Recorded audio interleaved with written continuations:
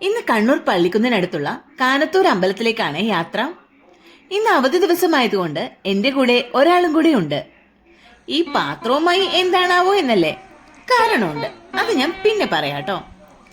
2500 വർഷത്തിലേറെ പഴക്കമുണ്ട് ഈ ക്ഷേത്രത്തിന്. ഗുരുവായൂർ അമ്പലത്തിലെ ഏകാദശിയുടെ അതേ സമയത്ത് തന്നെയാണ് ഇവിടുത്തെ ഏകാദശി പൂജയും നടത്താറുള്ളത്. വിഷ്ണു ഭഗവാൻ വിശ്വരൂപത്തിലാണ് ഇവിടെ പ്രതിഷ്ഠിച്ചിട്ടുള്ളത്. പള്ളിക്കുന്ന് ശ്രീ മൂകാംബിക ക്ഷേത്രത്തിലും ഒപ്പം കടലായി ശ്രീകൃഷ്ണ ക്ഷേത്രത്തിലും ഉത്സവം നടക്കുന്ന സമയത്ത് ദേവിയും കൃഷ്ണ ഭഗവാനും ഇവിടെ വിഷ്ണു ഭഗവാനും മുന്നിൽ എത്താറുണ്ടത്രേ. കർക്കിടക മാസം ആയതുകൊണ്ട് അമ്പലത്തിനകത്ത് രാമായണ പാരായണം. ഒരുപാട് സ്ത്രീകൾ ഒന്നിച്ചു പാരായണം ചെയ്യുമ്പോൾ കേട്ടിരിക്കാനും ഒരു പ്രത്യേക സുഖം. ഭഗവാന് മുന്നിൽ തൊഴുതു പ്രാർത്ഥിക്കുമ്പോൾ കിട്ടുന്ന ഒരു എന്താ പറയാ, വാക്കുകളില്ലാട്ടോ. തിരുമേനി ചന്ദനം നൽകിയപ്പോൾ ഒപ്പം കിട്ടി നെൽക്കതിർ. ഇതിനുമുണ്ട് കഥ.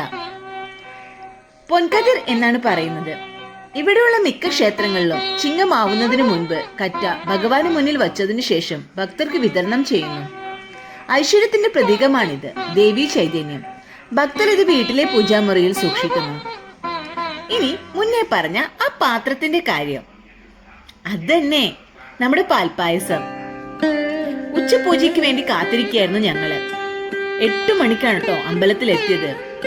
ഈ പായസം എന്റെ അമ്മോ, സത്യം പറയാലോ, എനിക്കേറെ ഇഷ്ടം പാൽപ്പായസാണ്, അതും ഗുരുവായൂർ അമ്പലത്തിലെ.